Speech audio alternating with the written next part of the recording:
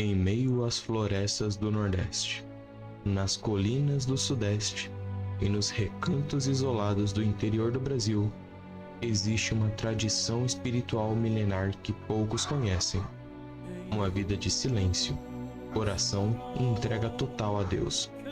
Esta é a vida monástica ortodoxa, uma herança dos desertos do Egito, dos montes da Grécia e dos mosteiros da Rússia, agora enraizada, ainda que timidamente, em solo brasileiro.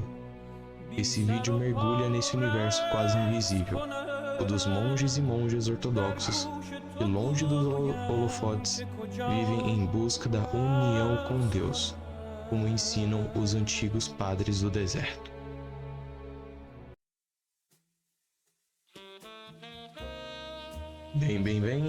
Bem-vindos de volta ao canal Sinos do Brasil Ortodoxo. Eu me chamo Maru, tenho 17 anos de idade e eu sou um mero estudante do ensino médio tentando popularizar o ortodoxismo aqui no Brasil. Bom, agora são 8h30 da noite. Eu deveria estar dormindo, pois eu tenho aula amanhã. Mas, como sempre, eu tô aqui gravando pra vocês. Nossa, que maravilha, né? Bem, eu trouxe aqui mais uma vez o mapa mental. Sinceramente, eu acho que esse vai ser o formato padrão do canal. Afinal, pra mim que não tenho muito tempo pra poder editar os vídeos e etc. Eu edito depois que eu chego da escola, do curso da ETEC. Esse formato aqui facilita bastante. Bem, como de costume, eu trouxe separado em capítulos. Temos a abertura, que foi essa que eu acabei de contar aqui para vocês. Capítulo 1, capítulo 2, 3, 4, 5, 6 e o encerramento. Bom, então vamos lá. Começando aqui pelo capítulo 1. A presença ortodoxa no Brasil, ela remonta ao final do século XIX, com a chegada dos imigrantes do Oriente Médio, principalmente sírio-libaneses e posteriormente russos após a Revolução Bolchevique de 1917. Em 1897, a primeira liturgia ortodoxa na América do Sul foi celebrada em São Paulo pelo padre Musa Abi Haidar. Infelizmente, não tinha nenhuma imagem que eu pudesse trazer. Ainda era algo bem raro, já que o ortodoxismo não era popular. Bom, essa liturgia foi para a comunidade de fiéis sírio-libaneses. Quase uma década depois, em 1904, erguia-se a Igreja da Anunciação à Mãe de Deus, a primeira paróquia ortodoxa construída no Brasil. Com o tempo, as comunidades se organizaram e, em 1958, a Arquidiocese Ortodoxa de Antioquia, em São Paulo, e todo o Brasil foi oficialmente estabelecida, com o arcebispo Ignatius Ferzli como o primeiro metropolita residente. Hoje está sob o comando de Dom Damaskino Mansur. Ele abrange paróquias em São Paulo, Goiás, Paraná, Minas Gerais, Pernambuco e no Distrito Federal. Paralelamente, os emigrados russos, eles formaram sua própria comunidade em 1925, onde surgiu aqui a primeira paróquia russa em São Paulo. Em 1934 foi criada Foi criada a Diocese da Igreja Ortodoxa Russa no Exterior, ou também chamada de ROCOR. Atualmente tem projetos, ainda que informais, de fundar o primeiro mosteiro ortodoxo na América Latina, em Fundão, no Espírito Santo. Além disso, dessas duas grandes tradições, outras jurisdições ortodoxas, como a grega, sérvia, polonesa e ucraniana, mantêm pequenas comunidades no Brasil, onde, segundo o censo de 2010, há cerca de 130 mil ortodoxos no país, resultado das imigrações. A primeira paróquia russa, Diocese Rocor, de 1934. E o projeto aqui, Mosteiro Russo em Fundão. Bem...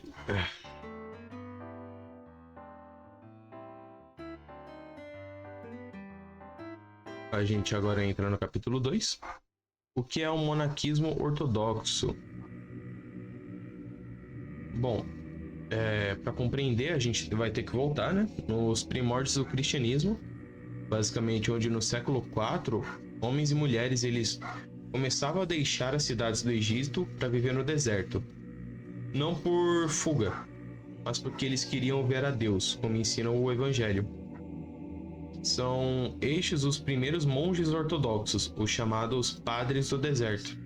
Na tradição ortodoxa, o monge não é um santo isolado, mas um treinador espiritual.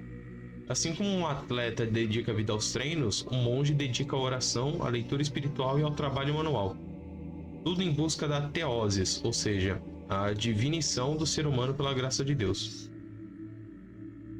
É importante ressaltar, na ortodoxia não existem ordens como no catolicismo, ou seja, não tem franciscano, beneditinos ou dominicanos. Tem apenas um caminho monástico com diferentes graus de consagração, mas sem divisões institucionais. Um monge pode mudar de mosteiro sem precisar recomeçar, ele permanece no mesmo caminho espiritual. Bem, esse caminho ele pode ser vivido de duas formas principais: a cenobítica, onde seria viver em comunidade, ou a eremítica, que seria viver em isolamento, embora até os eremitas tenham um vínculo com a comunidade monástica maior. Bem, vindo aqui, capítulo 3, graus do monaquismo ortodoxo. Bom, para entrar na vida monástica ortodoxa não é algo instantâneo. É um processo gradual marcado por etapas de amadurecimento espiritual. Cada etapa é simbolizada por um novo vestir. O hábito monástico ele vai se tornando mais completo à medida que o compromisso se afunda. O primeiro estágio é o noviciado. O candidato vive no mosteiro como noviço, sobre a obediência do abade. Não tem cerimônia formal, apenas a permissão para usar um hábito simples e participar da vida comunitária. Nesse tempo, ele aprende a oração de Jesus Cristo, que diz o seguinte: Senhor Jesus Cristo, Filho de Deus, tem misericórdia de mim, pecador.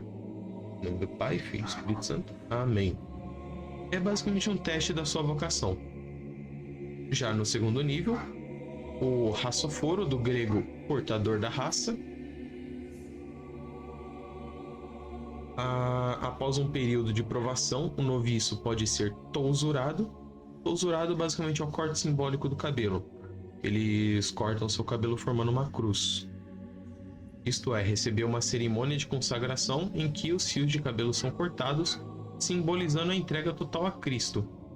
Ele recebe a raça, que seria um manto preto, de mangas largas e um pequeno véu. Embora ainda não faça votos formais, assume um compromisso moral de permanecer no caminho monástico. Recebe também um novo nome espiritual, sinal de que nasceu para a nova vida. Aqui a gente chega no terceiro estágio, o Stavróforo, ou também chamado de Portadores da Cruz, ou Pequeno Esquema. Depois de anos na vida monástica, se o abade julgar que o monge está maduro, ele pode ser elevado ao Pequeno Esquema. Nesse momento ele faz os votos solenes de casticidade, pobreza, obediência e estabilidade, ou seja, fidelidade ao mosteiro, e recebe o Paramani. Ele seria um manto quadrado com instrumentos da paixão bordado e carrega nas costas como um jugo suave, o jugo de Cristo. Também recebe uma cruz que jamais abandona, mas isso aqui é fixado nas costas do manto. E finalmente a gente chega no quarto e último estágio, que seria o Grande Esquema ou Megalho Esquema. Bem, ele é o ápice da vida monástica. Tanto que é até difícil achar fotos sobre. Ele é reservado para poucos, geralmente para os que estão próximos da morte. O monge ele recebe os anaslavos, um manto ainda mais simbólico coberto de cruzes e lembranças da paixão de Cristo. Representa uma entrega total, uma vida crucificada com Cristo. Cada etapa é um aprofundamento na morte para o mundo e no nascimento para Deus. Tanto que os monges do grande esquema, eles vivem uma rotina bem severa, basicamente. Eles acordam toda madrugada, dormindo cerca de 4 a 5 horas por dia. Eles passam quase 12 horas em oração, presos em sua própria cela, né? Além de manterem uma alimentação muito rigorosa. Normalmente é só pão e água, é basicamente jejum todo dia. Claro, eles ainda saem, às vezes, mas é somente para as catedrais. Por isso que é difícil encontrar foto deles. Bem, agora vindo pro capítulo 4, a vida cotidiana no mosteiro. A rotina de um mosteiro ortodoxo gira em torno de 3 pilares: oração, trabalho e estudo. Os monges eles acordam de madrugada, muitas vezes às 3 horas ou 4 horas da manhã, para o primeiro ofício do dia. Ao longo das 24 horas, eles podem rezar até 8 ofícios litúrgicos, seguindo o chamado ciclo horário da igreja. Entre orações, tem tempo para trabalho manual, como por exemplo, agricultura, cozinha ou iconografia, copiando textos sagrados, pintando os ícones, etc. Bom, esses ícones, eles não são mera imagens. Na teologia ortodoxa, são janelas para o céu, pontes entre o visível e o invisível. Por isso, cada detalhe é pintado com oração e jejum. O mosteiro é, acima de tudo, uma comunidade de oração intensiva. Tudo é feito em silêncio, humildade e obediência. Não se tem entretenimento, notícias do mundo ou distrações. O tempo é consagrado inteiramente a Deus. Embora pareça inútil nos olhos do mundo, essa vida é considerada essencial pela Igreja Ortodoxa. Afinal, os monges são os pulmões espirituais da Igreja. Sua oração sustenta o mundo. Bem, chegando aqui capítulo 5, os mosteiros ortodoxos no Brasil. Eu já vou deixar bem de cara aqui. Encontrar isso é difícil. Você vai abrir páginas na Wikipédia onde vai ter nomes citados e você não vai conseguir encontrar a maioria deles, nem mesmo foto, mano. Então pra tu ver aí como ainda tá engatinhando a vida monástica aqui no Brasil. Bom, apesar de sua riqueza espiritual, né, a vida monástica ortodoxa no Brasil ainda é incipiente. São poucos os mosteiros formalmente estabelecidos, e um dos mais notáveis é o Mosteiro de Santo Efrem, em Samambaia, no Distrito Federal, ligado à Igreja Siríaca Ortodoxa de Antioquia. Ele abriga monges, como é que se fala? Ele abriga monges e sacerdotes de origem oriental e brasileira, mantendo viva a espiritualidade siríaca ortodoxa ancestral. Bem, essa imagem é uma print que eu tirei hoje. No Google Maps consegue ver aqui, ó, Igreja Siríaca Ortodoxa de Antioquia, Seminário e Mosteiro Santo Efrem Ossírio. No Nordeste, a gente tem mosteiros da Igreja Ortodoxa Polonesa, onde os dois são o seguinte: o Mosteiro da Dormição da Mãe de Deus, em Santa Maria Madalena, no Rio de Janeiro, e o Mosteiro de São Nicolau de Mira, em Conde, em Paraíba. Ambos são recentes, mas já acolhem vocações locais. Esses eu também não consegui encontrar foto, mano. É muito difícil achar informação quando não se tem páginas na Wikipédia, raramente redes sociais e etc.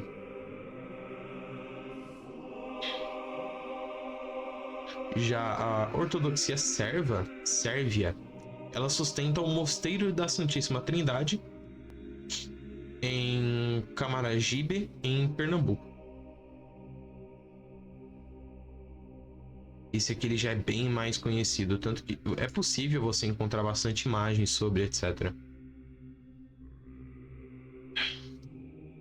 não há até hoje registros de esquetes canônicos no Brasil. Os esquetes, eles são pequenas comunidades eremitas ligadas a um mosteiro principal. É algo comum na Grécia e na Rússia, mas há relatos informais de monges vivendo em isolamento, mantendo contato esporádico com suas comunidades. A realidade é que a maioria dos ortodoxos brasileiros ainda dependem das paróquias urbanas. A formação de novos monges é rara e muitos candidatos precisam ir para o exterior, seja Rússia, Grécia ou Sérvia, para poder completar sua formação. Mesmo assim, tem um movimento silencioso de renovação. Jovens brasileiros convertidos ou de famílias imigrantes começam a sentir o chamado do deserto, mesmo que esse deserto seja uma colina no interior do Paraná ou em um terreno isolado no Espírito Santo.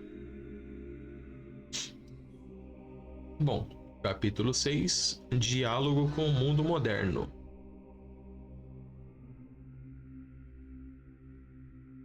No mundo hiperconectado, consumista e ansioso, a vida monástica pode parecer anacrônica, mas é justamente isso que torna ela tão necessária.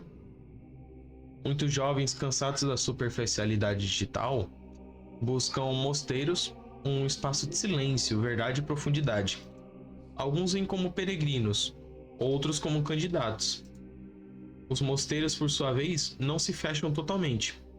Embora eles não tenham missões no sentido ocidental, eles acolhem visitantes, oferecem conselhos espirituais, em alguns casos publicam livros, mantêm redes sociais, mas sempre com moderação e discernimento.